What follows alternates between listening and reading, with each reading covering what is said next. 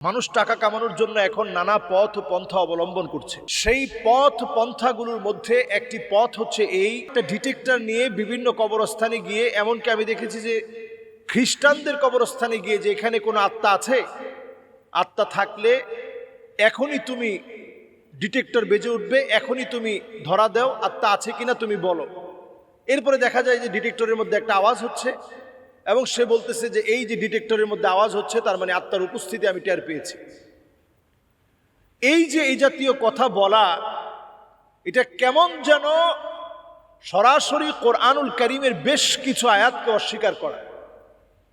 আমরা কোরআনুল কারীমের সূরা আরাফের ২৭ নং আয়াতে কারীমাতে যদি আমরা তাকাই, আমরা দেখব ইন্নাহু ইয়ারাকুম হুয়া ওয়া কাবিলুহু মিন হাইসু লা তারাউনাহুম।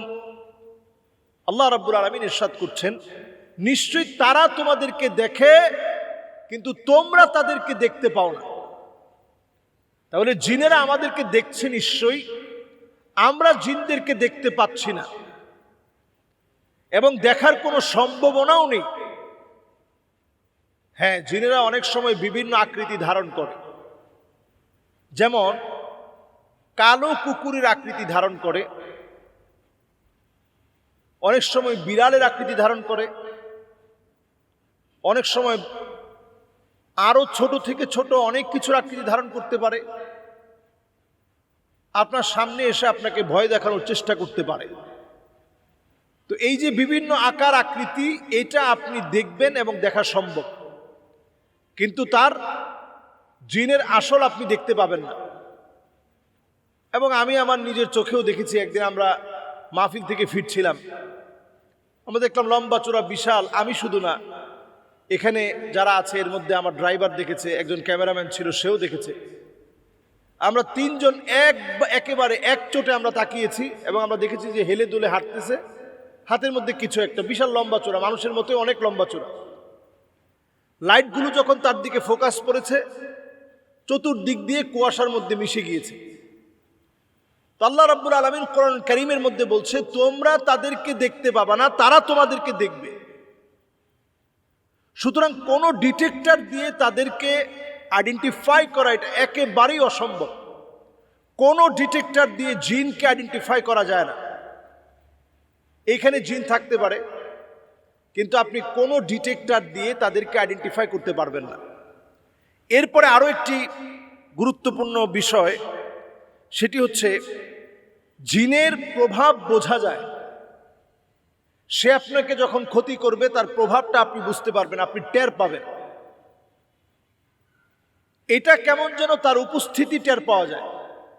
যেমন লোকটা একেবারে এলোমেলো হয়ে যাওয়া এবং তার ভিতরে এমন আচরণ, এমন শক্তি, একাই কয়েকজনকে আঘাত করে ফেলতেছে, উদ্ভট আচরণ করতেছে, নিজের চুল নিজে ছিঁড়ে ফেলছে।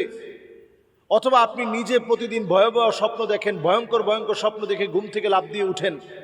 প্রচণ্ড জ্বর, আপনার রাত্রেবেলায় আসলে আপনার প্রচণ্ড জ্বর আসে এবং আপনি দেখেন যে ফ্যানের উপর কি যেন ঘুরছে, কেউ যেন আপনার ঘরের মধ্যে দৌড় দিয়ে চলে গেল। এই জাতীয় ঘটনা যখন ঘটবে, আপনি তার অস্তিত্ব বুঝবেন এবং বুঝবেন যে সে আপনার ক্ষতি করার চেষ্টা করছে। এই ক্ষতিটা অনেক সময় আপনি দেখবেন ছোট ছোট বাচ্চাদেরকে বেশি ক্ষতি করা হয়, নারীদেরকে বেশি ক্ষতি করা হয়। এর কারণ হচ্ছে নারীরা যখন অসুস্থ থাকে তখন নারীরা একেবারেই দোয়া কালাম ছেড়ে দেয়। আমি বলবো তখনও যে মাসনুন দোয়াগুলো আছে, এই দোয়াগুলো নারীদের হায়েদা অবস্থায়, অসুস্থ অবস্থায় আপনারা পড়তে পারবেন, আপনারা তখন এটা পড়বেন। এরপরে যেটি গুরুত্বপূর্ণ বিষয়, সেটি হচ্ছে ছোট ছোট বাচ্চাদেরকে দেখবেন যে তারা আসর করে। কেন আসর করে? এই জন্য ছোট বাচ্চাদেরকে আসর করে, তারা ছোট বাচ্চা বলে তারা পড়তে পারে না। সূরা ইখলাস, সূরা ফালাক, সূরা নাস পড়ে ফু দেওয়া, এই কাজগুলো তারা করে না। ঘর থেকে বের হতে যাওয়ার সময় বাচ্চাদেরকে মা পিছন থেকে শিখিয়ে দিবেন যে বাবা বলো লা হাওলা ওয়ালা কুওয়াতা ইল্লা বিল্লাহ, বাবা বলো বিসমিল্লাহি তাওয়াক্কালতু আলাল্লাহ, লা হাওলা ওয়ালা কুওয়াতা ইল্লা বিল্লাহ, বিসমিল্লাহি তাওয়াক্কালতু আলাল্লাহ, লা হাওলা ওয়ালা কুওয়াতা ইল্লা বিল্লাহিল আলিয়্যিল আযীম। আপনি ভিতর থেকে বলে দিবেন, বাস। এরপরে আপনার সন্তান লিফটে উঠলো, একসঙ্গে গেল, আবার প্রতিষ্ঠানে দিয়ে আসার সময় আপনি সন্তানকে পড়িয়ে দিয়ে আসবেন যে বাবা প্রবেশ করো, এবং বলার সময় আপনি নিজে মুখে মুখে বলে দিবেন বিসমিল্লাহি তাওয়াক্কালতু আলাল্লাহ লা হাওলা ওয়ালা কুওয়াতা ইল্লা বিল্লাহ। এইভাবে করে আমরা আমাদের আমল পরিবর্তন করার মধ্য দিয়ে আমরা ছোট ছোট বাচ্চাদেরকে হেফাজতে রাখার জন্য আল্লাহর কাছে দোয়া করতে পারি। আর পরিশেষে বিজ্ঞানও কোনোভাবে এই জাতীয় ডিটেক্টর দিয়ে জিন শনাক্ত করা, এখানে জিন আছে এগুলো শনাক্ত করা, এই ধরনের কোনো আবিষ্কার হয়েছে বলে বিজ্ঞানও বলে না। তাহলে আমরা বলতে পারি অশরীরীয় আত্মা অথবা খারাপ আত্মা বলে কবরের মধ্যে গিয়ে জিন খুঁজতে যাওয়া, এটা ভয়াবহ একটা গুনাহের কাজ। এই কাজ আমাদের জন্য হতে পারে না। বরং আমরা কবরের পাশ দিয়ে যাওয়ার সময় ইসলাম আমাদেরকে দোয়া শিখিয়েছে, আসসালামু আলাইকুম দারা কওমিন মুমিনিন আতাকুম মা তুআদুন গাদাম মুআজ্জালুন ওয়া ইন্না ইনশাআল্লাহু বিকুম লাহিকুন। আর আমাদের কোনো আত্মা, খারাপ আত্মা, ভালো আত্মা এই জাতীয় কথা বলে মিসগাইড করার কোনো সুযোগ নেই। মানুষ যখন কবরের ভিতরে চলে যায় তখন ওই কবরে যাওয়ার পরে অনেকেই নাকি দেখে রাস্তার মধ্যে খারাপ আত্মা হয়ে দাঁড়ায় আছে। আসলে এই জাতীয় কর্মকাণ্ড এটা হইতে পারে কিনা? না, এটা হতে পারে না, এটা অসম্ভব, এটা ডাহা মিথ্যা কথা। হ্যাঁ, জিনদের ভিতরে দুষ্ট প্রজাতির জিন যারা তার এতদিনের খারাপ অন্যায় সাক্ষী, কারিন নামক একটা জিন আপনার আমার সঙ্গে প্রত্যেকের সঙ্গে আছে। ওই কারিন নামক জিন যেটা আপনার আমার সঙ্গে প্রত্যেকের সঙ্গে আছে, তার একটা দলবল আছে, তার একটা গোষ্ঠী আছে।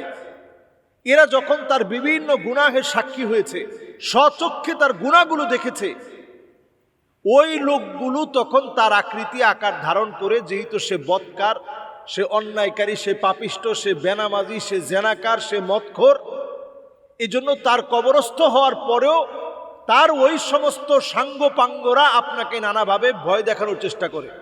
এখানে খারাপ আত্মার কিছু নাই যে খারাপ আত্মা এই জন্য কবর রাখতেছে না, কবর থেকে বের হয়ে মানুষের বাড়ি বাড়ি গিয়ে ভয় দেখাচ্ছে, এই জাতীয় কোনো সিস্টেম ইসলামে নেই। এগুলো সব হচ্ছে কুসংস্কার। আল্লাহ রাব্বুল আলামিন আমাদের প্রত্যেককে বোঝার তৌফিক দান করুক।